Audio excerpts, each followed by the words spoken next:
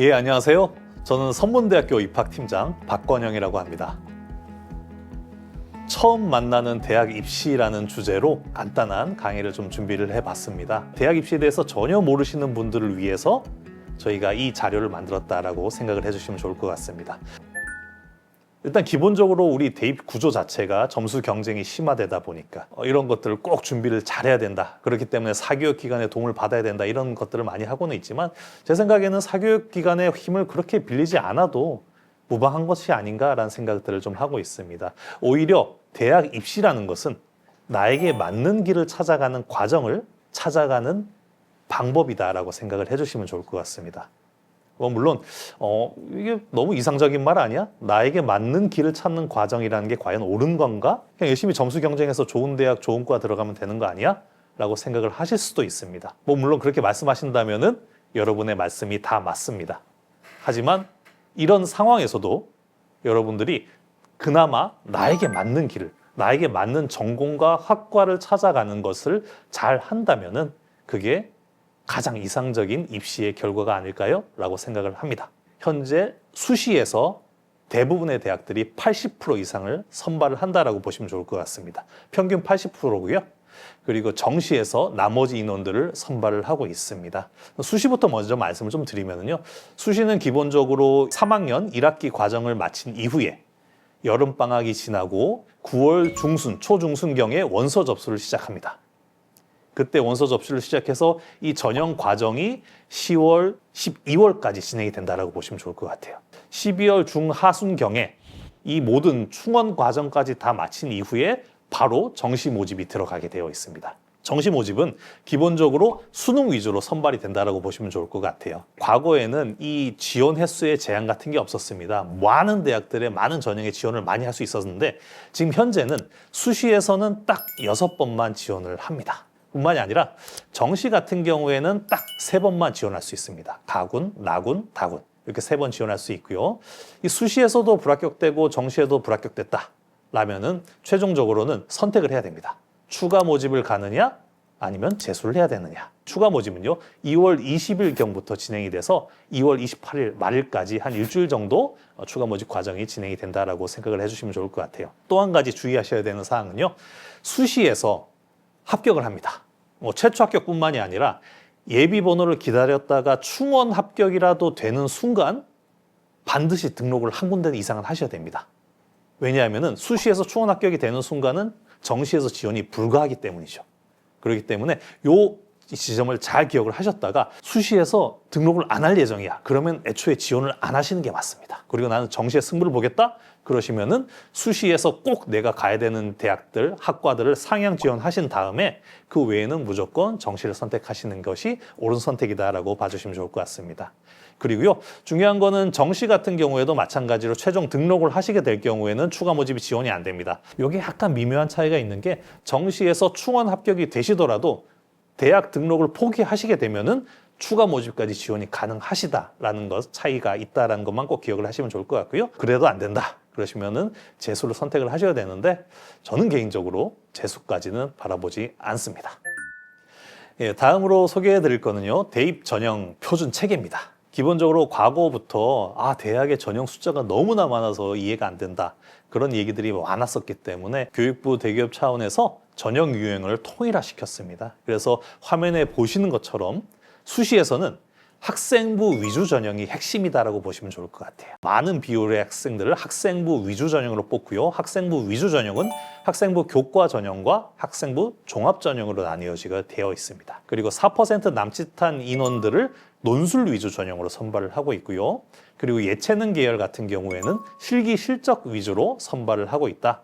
그래서 이 4가지 전형이 수시에서의 가장 많이 사용되는 표준화되어 있는 대입 전형이다라고 봐주시면 좋을 것 같습니다. 정시 같은 경우에는 수능 위주 전형이 다라고 보시면 좋을 것 같아요. 수능 위주 전형으로 대부분의 학생들을 다 선발을 하고 있고 여전히 예체능 계열 학생들을 일부 선발을 하는 실기 실적 위주의 전형들을 일부 운영을 하고 있습니다.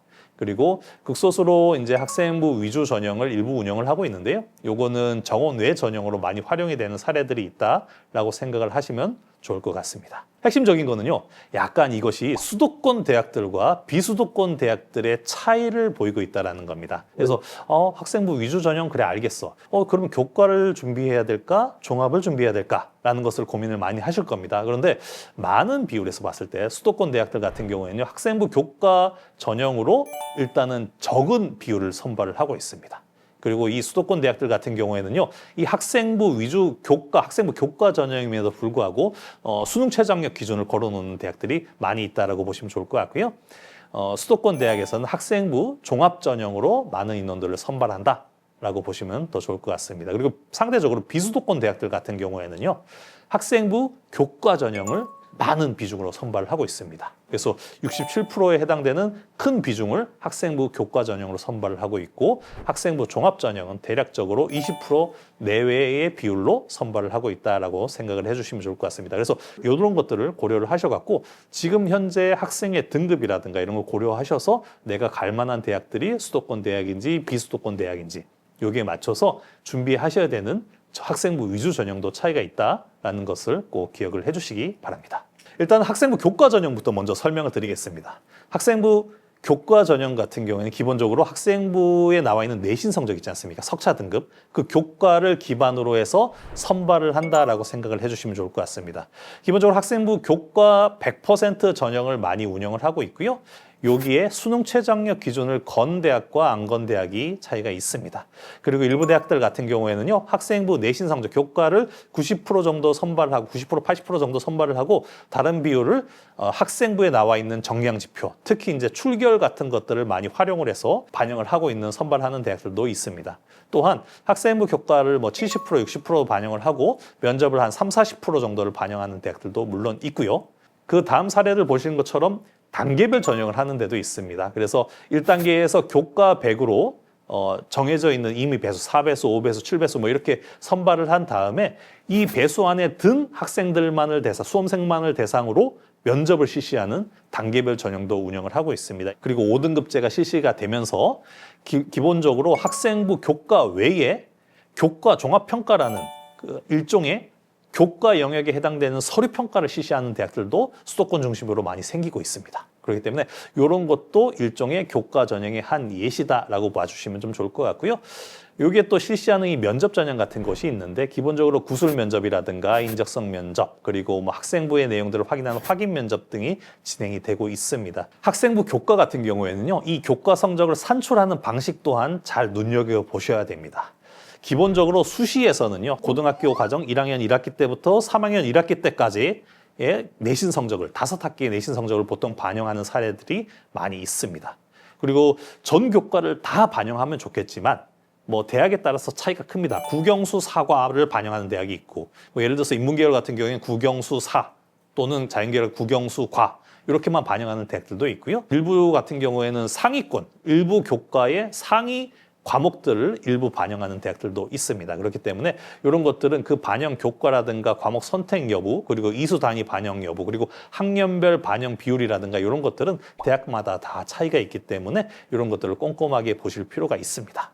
그래서 25년 기준으로 현재 2, 3학년 학생들 같은 경우에는 2015 개정교육과정이라고 해서 그 2015 개정교육과정이 적용이 되는 친구들인데 이 친구들 같은 경우에는 기본적으로 진로선택 과목이라는 과목들이 있습니다. 이 진로선택 과목들은요, 석차 등급이 안 나오고 A, B, C, D 절대평가인 성취도만 나오게 되어 있습니다. 그래서 이런 것 같은 경우에는 대학들마다 이 성취도를 어떤 식으로 반영하느냐에 따라서 차이가 있기 때문에 이런 것도 좀 꼼꼼하게 체크를 해보셔야 된다라고 말씀을 드리겠습니다.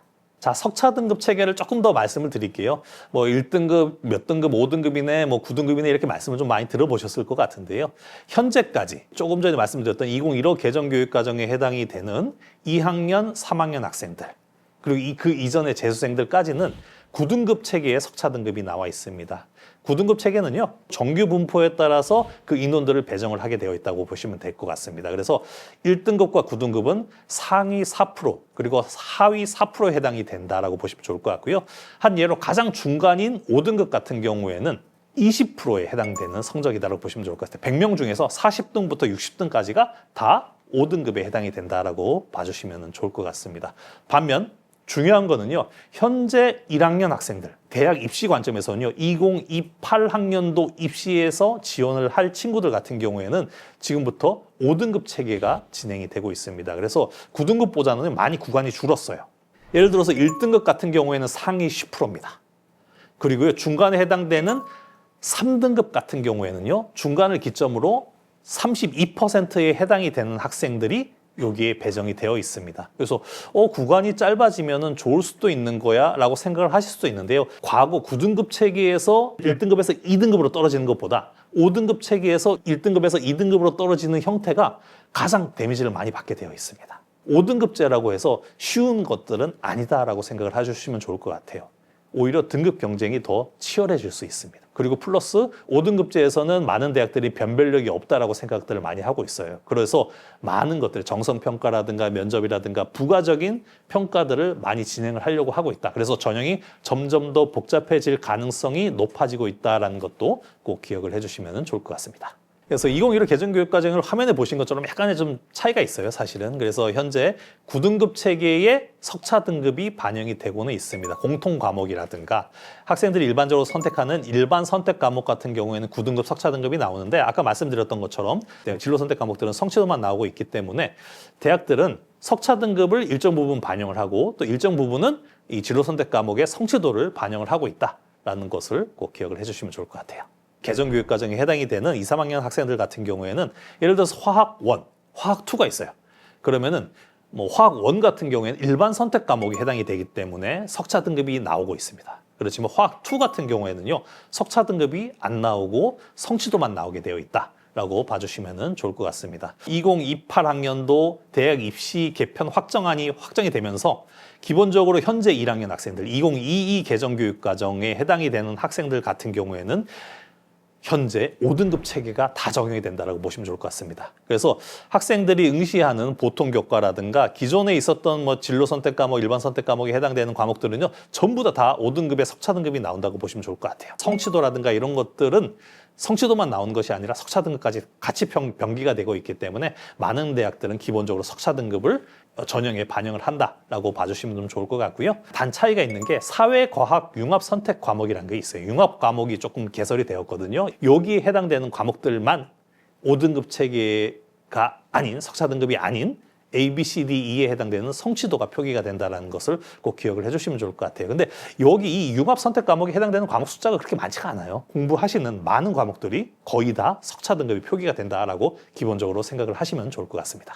다음은 학생부 종합전형을 좀 설명을 드리겠습니다. 정성평가다 보니까 그리고 입학사정관이 평가하다 보니까 여러 가지 논란도 많고 합니다. 사실은 그렇지만 입학사정관들이 일정 수준의 교육을 받고 또 서로의 평가의 기준 같은 걸 서로 맞추고 있어요. 그런 교육과정을 통해서. 그렇기 때문에 오히려 이 학생부 종합전형 같은 경우는요, 꽤 괜찮은 전형이다라고 봐주셔도 좋을 것 같아요. 성적이 조금 낮지만 내가 다양하게 교과와 관련된 활동들도 많이 하고 비교과 관련된 활동들도 많이 하셨다면은 자신감 있게 이 학생부 종합전형으로 지원하시면 좋을 것 같습니다. 현재 학생부 종합전형 같은 경우에는요, 서류만으로 선발하는 전형도 있고요. 그리고 면접을 포함해서 하는 전형도 있습니다. 물론 인원들, 지원자가 많을 경우에 대비해서 단계별 전형을 실시하는 대학들도 많이 있다라고 생각을 해주시면 좋을 것 같아요. 그래서 이런 형태로 많이 운영이 되고 있고요. 그냥 학교 생활 기록부만 잘 챙기시면 된다라고 생각을 해주시면 좋을 것 같아요. 그럼 평가에서 어떤 요소로 평가를 하는 거예요? 라는 질문을 하실 수도 있어요. 그래서 한 가지 사례를 좀 들고 왔습니다. 경희대학교 사례인데요. 기본적으로 크게 학업 역량, 그리고 진로 역량, 공동체 역량이라는 것으로 세 가지 카테고리로 나누어져 있고요. 그 하위적으로 들어가면 더 자세하게 많이 들어가 있습니다. 그런데 대학들마다 평가 요소가 조금씩의 차이가 있고 각각의 평가 영향을 반영하는 비율도 차이가 많이 있기는 합니다. 그렇지만 이 화면에 보이시는 평가 요소가 거의 다라고 보시면 좋을 것 같아요. 거의 여기에 나와 있는 반영 세부 기준들을 바탕으로, 평가 기준들을 바탕으로 해서 많은 대학들이 이렇게도 조합하고 이렇게도 조합해서 활용을 많이 하고 있다라고 생각을 해주시면 좋을 것 같고요. 다음 사례로 서울대학교 학교 사례를 한번 보도록 하겠습니다. 서울대학교 사례 같은 경우에는요, 학업 역량, 이렇게 학업과 관련되어 있는 요소들이 굉장히 많이 있습니다. 그리고 학업 외 소양 같은 경우는요, 일정 부분 반영을 하고 있어요. 그래서 서울대학교 같은 경우는 학생부 종합전형 평가가 웬만해서는 교과 중심으로 많이 이루어지고 있다라고 추측이 가능합니다. 그래서 이런 사례들도 있다라고 참고로 봐주시면 좋을 것 같습니다. 그리고 실기실적 위주 전형 같은 경우는 아까 말씀드렸던 것처럼 예체능 계열 위주로 평가가 많이 이루어지는데요.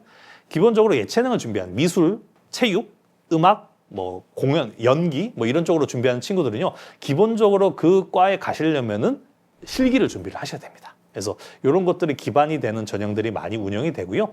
이 실기실적 위주 전형 같은 경우에는 가장 중요한 게 실기 반영 비율이 일반적으로 굉장히 높습니다. 그렇기 때문에 거의 실기가 이 평가의 대부분을 좌우한다라고 보시면 좋을 것 같고요. 이 실기 전형은 뭐 일부 기록 경기 같은 경우, 운동, 뭐 스포츠 쪽에 기록 경기 같은 경우에는 정량 평가로 진행이 되고는 있지만 대부분의 이 실기실적 위주는 정성 평가 중심으로 진행이 된다라고 봐주시면 좋을 것 같습니다.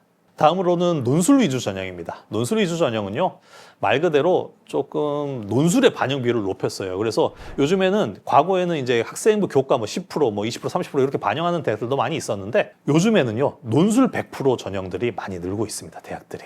그리고요, 수능 최저학력 기준을 높이 걸어놓기도 해요. 그런데 요즘에는 뭐 예를 들어서 연대 같은 경우에도 논술 100%인데 수능 최저학력 기준을 전면 폐지한 그런 논술 전형도 많이 운영을 하고 있어요. 앞에 나와 있어서 많은 비중을 차지하는 학생부 위주 전형 같은 경우에는 학생부 기록들이라든가 내신 성적 관리가 굉장히 잘 되어야 됩니다. 하지만 이 논술 전형은요, 학생부의 기록들을 거의 무력화시킬 수가 있거든요. 논술 고사 한 방으로 많이 역전을 시킬 수가 있기 때문에 많은 사교육기관에서 그리고 한 방을 노리는 친구들이 많이 지원을 하고 있다. 그렇기 때문에 꽤 많은 경쟁률, 높은 경쟁률이 나오는 것이 이 논술 위주 전형의 특징이다라고 보시면 좋을 것 같고요. 2025 학년도 입시 기준으로 현재 42개 대학들이 실시를 하고 있습니다.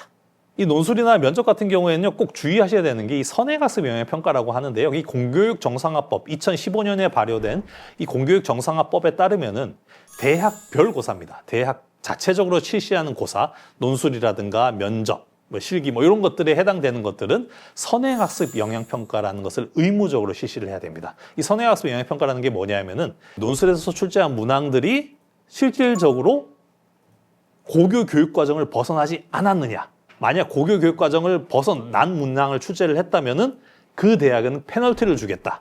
심각하게는 모집 정지라든가 정원 감축까지 가겠다라는 것이 핵심적인 내용이다라고 봐주시면 좋을 것 같아요. 그래서 이런 내용들이 선행학습 영향평가의 핵심이고 그러다 보니까 이 평가 결과를 공유하고 보고서 형태로 내놔야 되기 때문에 의무적으로 대학 홈페이지마다 한 3월 중으로 이 선행학습 영향평가 보고서가 나오게 되어 있습니다. 그리고 중요한 거는요, 거기에는 그 대학에서 실시했었던 논술이라든가 면접의 문항들이 다 공개가 되어 있습니다. 그리고 어떤 식으로 평가했는지도 다 나와 있기 때문에 만약에 이 논술 위주 전형이라든가 면접 전형을 준비하는 친구들은 그 대학의 이 선행학습 영향평가 보고서를 반드시 참고하기를 권장을 드리도록 하겠습니다. 이 문항 예시를 한번 들어왔어요. 성균관대 예시 같은 게 인문계열 같은 경우에는 이렇게 제시문을 주고 거기에 대해서 관련된 뭐 설명이라든가 이렇게 논리적인 글들을 써야 되는 것이 이 인문계열의 사례라고 보시면 좋을 것 같습니다. 그리고요, 자연계열 논술 같은 경우에는 화면에 보시는 것처럼 수학의 문항들을 출제를 하고 그 문항 풀이 과정을 적는 과정을 거치는 것이 이 기본적인 이 논술, 자연계열의 논술의 핵심이다라고 보시면 좋을 것 같고요. 이렇게 인문계열, 자연계열의 이 논술 문항을 보시고요. 아, 내가 할만한데? 라고 생각하시면 논술 위주 전형을 지원을 하시는 게 맞습니다. 그리고 아, 이거는 나한테 좀 안 맞는 것 같아. 그러면은요, 학생부 위주 전형에 집중하시는 것이 좋겠다라고 말씀을 드리고 싶습니다. 마지막으로 수능 위주 전형입니다. 수능은요, 거의 수능에 따라서 다 좌우가 된다고 보시면 좋을 것 같습니다. 그래서 이 수능 성적이 반영이 되는 형태이기 때문에 수시가 아닌 정시 모집에서 많이 선발을 하고 있고요. 중요한 건 뭐냐면은 논술을 실시했었던 16개 대학들 같은 경우에는 정시 40%를 30%가 아니라 10% 더해서 40%를 필수적으로 뽑고 있습니다. 그래서 이런 것도 조금의 이제 한계다. 라고 보시면 좋을 것 같아요. 그래서 수능 위주 전형도 이만큼 뭐 30%, 40%인데 전국 대학으로 봤을 때는 대략적인 평균은 한 20% 정도가 된다라고 보시면 좋을 것 같고요. 그러면 20%면 너무 적은 거 아니야라고 생각을 하실 수도 있는데요. 수시에서 다 못 뽑아서 정시로 이월되는 인원이 있습니다. 그 인원까지 생각을 하시면은 그래도 이 정시에서 뽑는 인원도 비중도 꽤 크다라고 생각을 하시면 좋을 것 같아요. 그리고 또 한 가지 말씀드리면 대학에 가보니까 찾아보니까 전형 숫자가 너무나 많아 라고 보실 수가 있는데요. 일반적으로 보셔야 되는 건요, 일반 전형이 있고 특별 전형이 있습니다. 그런데 이 일반 전형이란 건 뭐냐면요, 아무나 다 지원할 수 있는 겁니다. 지원 자격에 제한을 두지 않는 일반 전형을 많이 뽑고 있어요. 기본적으로. 그래서 많은 대학들은요. 기본적으로 일반 전형의 비율이 굉장히 높습니다. 그리고 뭐 예를 들어서 일반 전형이라고 하면 예를 들어서 검정고시 출신자라든가 이런 것도 다 지원이 가능한 것이 일반 전형이라고 보시면 좋을 것 같은데요. 그렇지 않더라도 딱히 지원 자격에 제한을 두지 않고 단순하게 학교 생활 기록부, 고등학교 졸업만 잘 했을 경우에는 지원할 수 있는 전형들을 많은 대학들에서 가장 큰 비율로 뽑고 있다라고 생각을 하시면 좋을 것 같고요. 그 외에는 대부분 다 특별 전형을 뽑고 있습니다. 이 특별 전형은요. 화면에 보신 것처럼 다양한 전형들이 많이 있습니다. 그래서 가정 형편이 어려운 저소득층이라든가 농어촌 학생이라든가 뭐 특성화 고교 졸업자라든가 이런 학생들을 위해서 이런 기회균형 전형을 많이 뽑고 있고요. 수도권 대학들 같은 경우에는요. 지역균형 특별 전형이라고 해서 의무적으로 전체 모집 인원 대비 10% 이상을 의무적으로 선발을 해야 됩니다. 지원 자격이 되신다면 좋은 틈새라고 생각을 하시면 좋을 것 같고요. 비수도권 대학들 같은 경우에는요. 이 기회균형 전형을 10% 이상을 선발하게끔 되어 있습니다. 단 여기에도 전제 조건이 있는데요. 뭐냐면은 지역 인재 전형 같은 경우에는 이 10% 중에서 최대 5%를 대체를 할 수가 있습니다. 그래서 만약에 이제 내가 속해 있는 지역들이 충청권이다. 그러면은 이 충청권에서 고등학교를 나온 친구들만 지원을 할 수 있는 전형들이 있거든요. 거기서 5% 되고 기회균형에 해당되는 친구도 5%까지 지원이 가능하기 때문에 이런 것도 좋은 틈새라고 보시면 좋을 것 같고요. 그리고 뭐 의약학 계열이라든가 간호라든가 보건 계열에 해당되는 친구들 같은 경우에도 의무적으로 이 지역 인재 전형으로 뽑아야 되는 비율이 꽤 높습니다. 30% 이렇게 돼요. 그렇기 때문에 이런 것도 특별 전형을 노리시는 분들께서는 이런 이 지원 자격도 꼭 꼼꼼하게 체크를 해보실 필요가 있겠습니다. 마지막으로 이 학생부에 대한 내용들을 설명을 드리고서 마치도록 하겠습니다. 이 학교생활 기록부는 일단 학생부 위주 전형의 가장 핵심적인 내용입니다. 그런데 특히 이제 학생부 종합 전형을 생각을 하시는 분들이 많을 텐데요. 저 1학년인데 학교생활 기록부 못 보는데요? 라고 하실 수도 있어요. 그런데 요거는요, 1년이 지나면 보실 수가 있습니다. 이런 것들은. 그리고 이거 열람하실 수 있는 권한은 아무나 드리는 것이 아니라 보통 이제 담임 선생님이라든가 이런 것을 통해서 열람이 가능하기 때문에 이런 것들도 한번 체크를 해보시기 바라고요. 이 학교생활 기록부를 한번 보시게 되면은 인적 학적 사항이 들어가 있고요. 출결 사항입니다. 뭐 어떻게 뭐 무단 지각을 했다든가 이런 거는 타격이 크겠죠. 그리고 창의적 체험 활동 상황이라고 해서 비교과에 해당이 되는 자율 활동, 동아리 활동, 봉사 활동, 진로 활동 등이 있습니다. 그리고 교과 학습 발달 상황, 독서 활동 상황, 그리고 마지막으로 담임 선생님이 학년을 맞추면서 써주시는 행동 특성 및 종합 의견이라는 내용들이 구성이 되어 있습니다. 그런데요. 학종에 대한 공정성 문제가 많이 불거지다 보니까 이런 것들이 많이 삭제가 돼요. 현재 대학들이 받을 수 있는 자료는 몇 개 안 돼요. 출결 상황이라든가 학교폭력 조치 상황 관리, 그리고 창체에서 자율, 동아리, 봉사, 진로 활동이고요. 요즘에는 봉사활동 영역에서는 기록들 자체가 다 삭제가 되었습니다. 교내에서 봉사할 수 있는 내용과 봉사 시간만 기록이 됐다라고 보시면 좋을 것 같고요. 교과 학습 발달 상황이라고 해서 학생들이 이수하셨던 내신 성적뿐만이 아니라 그 담당하시는 교과 담당 선생님들이 적어주시는 기록들도 포함이 됐다라고 보시면 좋을 것 같고요. 마지막으로 행동 특성 및 종합 의견이 남아 있습니다. 보시는 것처럼 출결, 창체 이런 것들이 핵심이고 가장 큰 거는 역시 교과 학습 발달 상황이 가장 크게 남아 있다. 라는 것을 꼭 기억을 하시면 좋을 것 같습니다. 그래서 과거에는 여러 가지, 그러니까 성적이 조금 낮아도 이렇게 여러 가지 활동들을 중심으로 선발을 했다면은 요즘 학종은요, 뭐 물론 이제 비교과 영역도 평가를 하시긴 하겠지만 중요한 거는 비교과 영역뿐만이 아니라 이렇게 교과와 관련되어 있는 활동들을 얼마나 많이 했느냐 이런 것도 굉장히 중요한 상황이다라고 봐주시면 좋을 것 같습니다. 그리고 이 각각에 해당되는 내용들의 기록하는 주체를 좀 보실 필요가 있어요. 그 교과학습 발달 상황의 세부 능력 및 특기 사항이라고 불리는 이 세특 같은 경우에는 이 교과 담당 선생님이 써주시고요.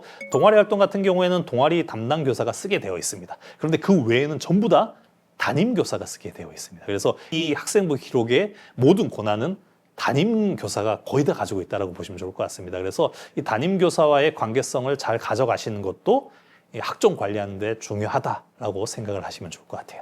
그러면은 담임 선생님이 다 써주시는 거 아니에요? 라고 하실 수 있는데 학생이 할 수 있는 영역이 있습니다.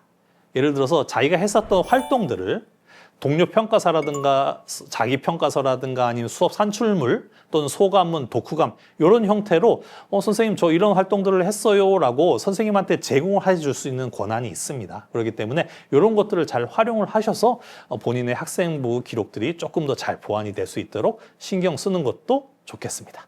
입시에 대한 가장 기본적인 내용들을 중심으로 많이 설명을 드린 것 같습니다. 그래서 이런 내용들을 기반으로 조금 더 나은 내용들은 다른 영상이라든가 다른 자료들을 바탕으로서 조금 더 참조를 해주시면 입시 준비하시는 데 큰 도움이 되실 것 같습니다. 입시 꼭 사교육기관의 도움을 받으실 필요는 없습니다. 공교육으로도 충분하니까요.